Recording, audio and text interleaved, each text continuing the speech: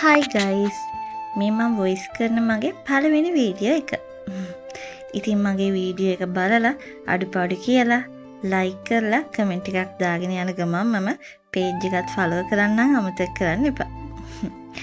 ඉතින් අද හස්බන්ඩ්ගේ නිවාඩු දවස නිසා මම හිතුවා අද දවල්ට චිකන් කොත්තුවක් හදුවනම් හොඳයි කියලා. කොත්තුව හදන්න බඩු ගන්න අපි ආවා ලිඩල් මාකට් එකට. අපිට ළඟම ලිඩල් මාකට් එක. කොත්තුව හදන්න අපි එකටම ලීක්ස්, කැරට් ගත්තා. ඒ වගේම චිකන් බිත්තරත් ඕනේ.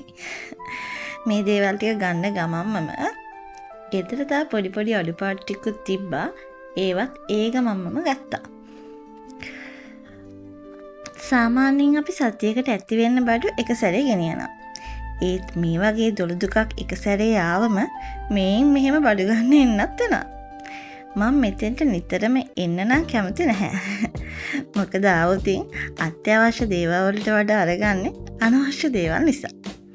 අපි ඉතින් ආසයිනේ චූටි විච්චුරන කැම වලට. අද නම් මගේ දවස නෙවෙයි. ඒ නිසා අද මට මුකුත් කන්න ආසාවක් ආවෙත් නැහැ. හැබැයි අන්තිමටම බලන්නකො මොනවද මං ගත්තේ කියලා.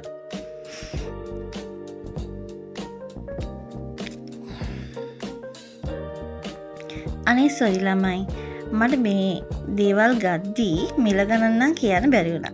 ඔයාලා කියනවා නම් ඊළඟ පාර අනිවාර්යෙන් බඩු ගනිද්දී මිල ගණන් එක්කම කියන්න. මගේ පළවෙනි වීඩියෝ එක නිසා අඩුපාඩු ගොඩාක් තියෙනවා.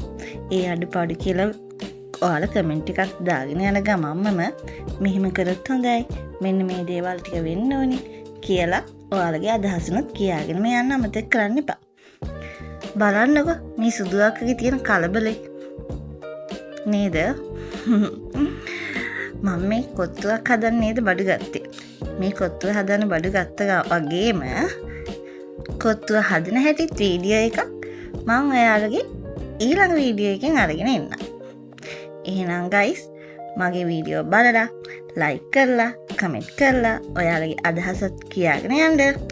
බයි බයි. ගිහින් එන්නම්.